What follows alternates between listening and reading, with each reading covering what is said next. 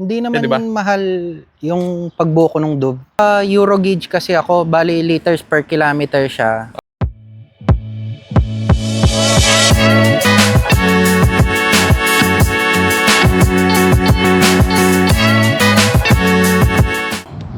Hi guys. So, meron tayong pa-vlog ngayon. Ito. On the Jazz. Pero parang iba yung tsura eh. Parang balita ko, ano lang to, nag-iisa lang dito sa atin, itong buo na ganito. So, samahan nyo ako ngayon. Alamin natin tong about dito sa Kenya. Sa Pampanga no? Hi par!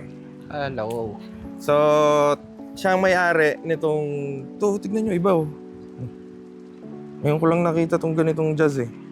Tanong natin si boss. Boss, pakilala ka muna sa mga nanonood. Aki Alapita, from Angeles City. Yan, Angeles City.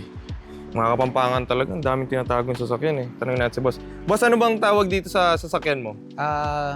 Honda Fit Dove Aero 2. Hero.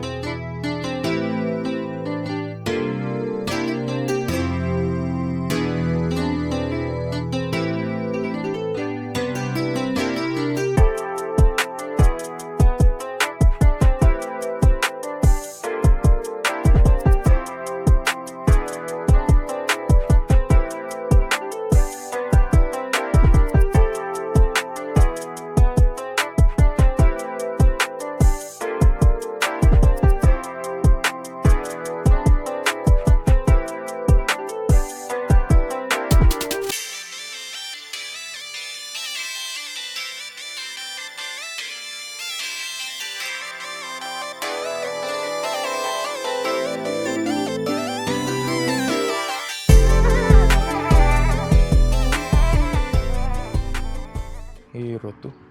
Ano yung Dub, boss? Dito ba yun? Hindi. Sa ano siya, bali Japan siya and Europe. Collab siya ng Honda. Parang third party kasi si Dove na parang Spoon, ganon, Mugen. Pero under siya sa Honda Creative Studio. Boss, baka pwede mo kaming kwentuhan paano mo nabuo to?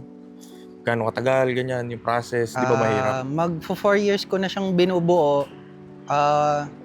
Walang isang part na nakuha ko. Ay, almost lahat ng parts, iba-ibang seller per piece. Actually, nakuha ko siya nun, naka-sunroof, naka-modulo 1.5 kits na pang VTEC. Tapos tinuloy ko siya, binuo ko siya ng modulo type WW na catalog. Kaso, nagpalit ako ng build kasi tinama ko siya doon sa period correct dahil X-plate siya. So, 1.3 IDSI engine, tinuloy ko na lang na dahan-dahan yung Dove. May ganun pala no, boss, no, yung plaka. Ano bang meron dun sa X? Pang anong year ba yun? Kasi hanggang 2005 lang yung X-plate. So, IDSI pa yung mga local release. Ngayon, yung 2006, 2007, meron ng 1.3 MMC tsaka 1.5 MMC. Okay. So, binalik ko lang siya dun sa period correct. Yung pagbuo mo nitong Dub, kasi nagmodulo ka, di ba? Di ba mahirap buuin tong ganito? Mahirap. Nung nag-part out ako, una ko lang nakita is front bumper. Okay. So, ang naisip ko, kung kaya ko ba, kaya ko ba talagang buuin, kayang hanapin. Oo. Dahan-dahan nahanap ko front bumper, rear bumper, tapos yung nakalagay sa taillight na parang garnish. Oo. Boss, ito, saan mo nakuha to? Nag-isa lang ba to? Ngayon, actually, alam ko isa lang siya sa Pinas. Pero sa ibang bansa, hindi ko alam kung meron May na. nagbubuo din. Alam ko meron isa sa Australia, isa sa Indonesia na buo din. So wala kang kinukuha ng pyesa dito. Hindi mahirap. Random seller. Swertihan ganun. Ako mismo yung nagme-message, naghahanap online, eBay, kung saan-saan. Naku, Lahat. Tignan natin tong bumper. Tignan yung bumper niya. Ayun, oh, meron siyang tototon dito. Parang yung sa West, tapos may vent din dito. Eto boss, tong mga ganito, kasama na sa bumper yan? Hindi. Separate din siya na nahanap ko. Pero dito ko na lang siya nakuha. Dub, Okay, pero pang dub din. siya, no? Oo. Ayan, tignan nyo. Angas oh. May emblem. Ito, aparte din sa bumper o Oo. kasama na sa bumper? Separate ko rin nakuha yung grill. Tapos pinaka-last kong nakuha yung front emblem. Ito, Jace Racing hood. Kumbaga, wala kasing hood si Dove. Si Dove, ano lang, Plain. stock. Pati wing wala siya. okay. So, yung twist ko para sa sarili ko, magja-Jace ako na hood para may something different. Na para sa'yo lang. Oo. Tapos, yun. Ibang wing ulit. Ang ganda oh. Kasi, tignan nyo naman, ma-plain lang siya. Pare-pareho na lang sila kung nag-plain din siya na hood.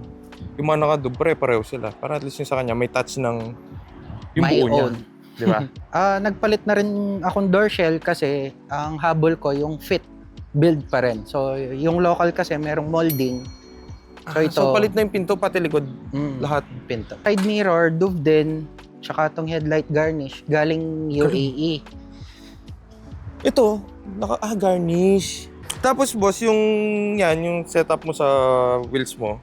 Bali, ano yan, Black Racing Phantom M1 na 16x7 plus 43. Tapos, 205/55 na Advant Leva.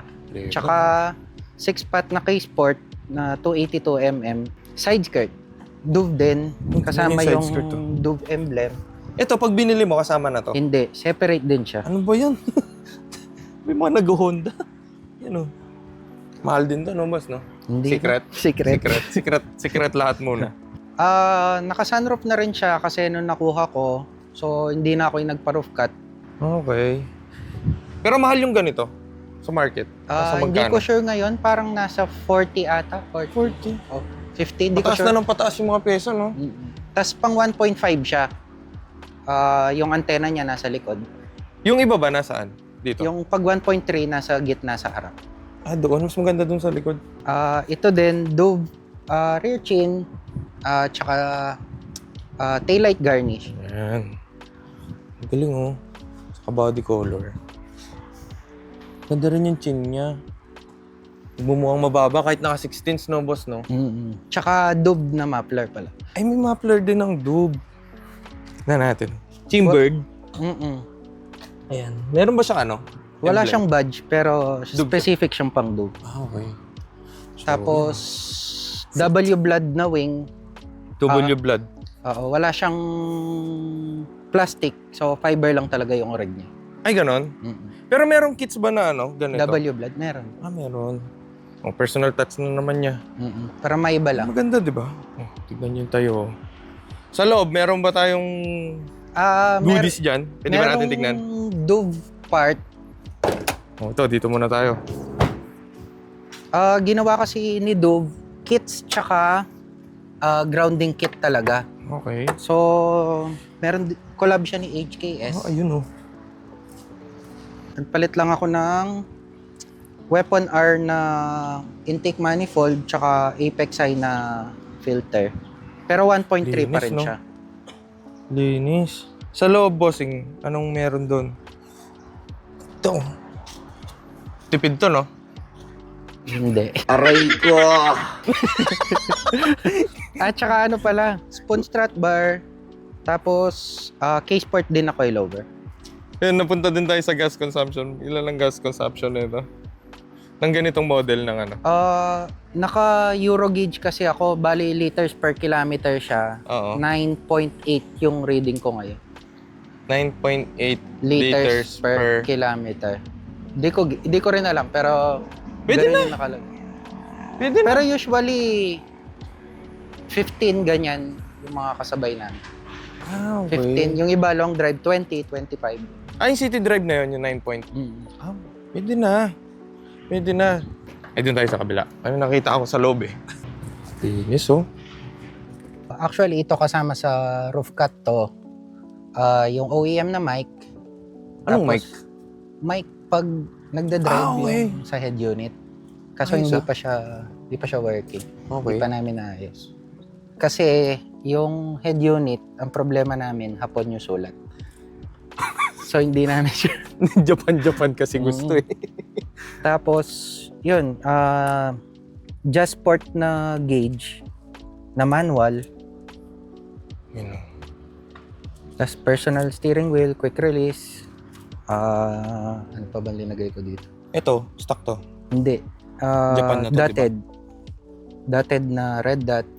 Yan. Tapos, dotted seats and sidings, pero Ito pang ano to? 1.3 mmc siya sa Japan. Okay. Pero meron siyang airbag. Oh. So yung mga local wala? Wala. Sa Japan lang? Meron lang, isa pa lang yung nakita kong merong airbag din, pero yung pang 1.5, yung parang kaliskis yung print. Okay. Tapos ito, terno dito, terno kasama sila. mo na nakuha. Mm. Linis oh. Tsaka Gathers na tweeter, tas Gathers head unit, Ganda. Si Doraemon, ano yan? Ano yan? Mochi. Mochi Linagyan ko siya, lang siyang katawan. para tas- maging Doraemon. Oo. USDM hazard switch. Ito? Paano naging USDM yan? Ano ba ang diff niya sa Red atin? yung local. Red yung body. So itong mismong button ang pinapalitan. Tapos headlight switch na yung pang fogs. Oo. On off. Tas retract na side mirror. Tsaka aqua clean na lens. Yun ang aqua clean. Blue lens. Tapos zoom na rear view na penta. Maganda na may nakikita dyan. Hindi. Is pogi ba yan? Is pogi. Sa likod. Sa likod, actually, wala yung seats lang. Sa natin. Ating baby Pang ni boss, baby. nakarekaro eh. Tapos dito, Jace Racing rear strut, Jace Racing C-pillar, Yan. tsaka yung Ito, Tonyo cover. yung hinihila. Mm-mm. Yan. Eh, yung mga ilaw dyan, stock na yan, di ba? Oh, stock. Stock na ng Jazz. Fit pala. Fit sa Japan. Mm-mm. Ito boss, ba't may ganito ka? Para sa baby. Yan. Tsaka ano pala, sliding armrest na may cup holder. Yan. Fit na step seal. Mga ano din to, no? May mga binubuo din, ay collectibles din, no? Kailangan meron. Oo. Pero yan marami pa naman sa market. Madali lang mahanap. Oo. Yan, tapos meron siya doon yung mga light. Ship knob. Ship knob ba yun? Opo, ship na. May mga helmet pa yung mochi niya, oh. Para iwas gas-gas, may basahan. Tama ba, boss? Oo. Meron pa palang Honda Access footlight. Asa yan? Diyan sa baba. Ay, ito. Maliwanag yun. Oo. Tapos, pillar light. Tsaka ito. map light. Honda Access din. Daming ilaw, no? Ito parang maganda to. Yung Duke pala, ito, Aero 2, merong Aero 1, meron ding, hindi ko alam yung pangalan ng isa, pero pang MMC 1.3 siya. Tapos, yung Aero 1, meron na akong nakita dito, Japan unit siya. Pero hindi ko alam kung nabenta na. Pero hindi rin siya complete. Thank you pala lahat sa mga tumulong mag-build, lahat ng seller from iba-ibang bansa. Hindi ko na kayo may-mention isa-isa. Yan. Kasi kilala niyo naman. Marami kayo. Siya daw ay marami. Ang dami kasing pyesa. Saan nakuha? Parang ibang bansa lahat, no, boss? Ito, Halos. ibang bansa. Pero isa-isa kasi. Parang isang part, isang seller. Isang part, isang seller. Hindi siya yung isang one-stop shop, no? So, yun. Boss, thank you, ah. Thank you. Pinakita mo tong napaka-solid na Honda Jazz fit na Duve. Kasi first time ko din. Di ko, alam mo ba yan? Hindi. Ako din, eh. Oo, di ba? May natutunan tayo. Sana may natutunan kayo dito sa vlog na to. See you next episode. Bye-bye!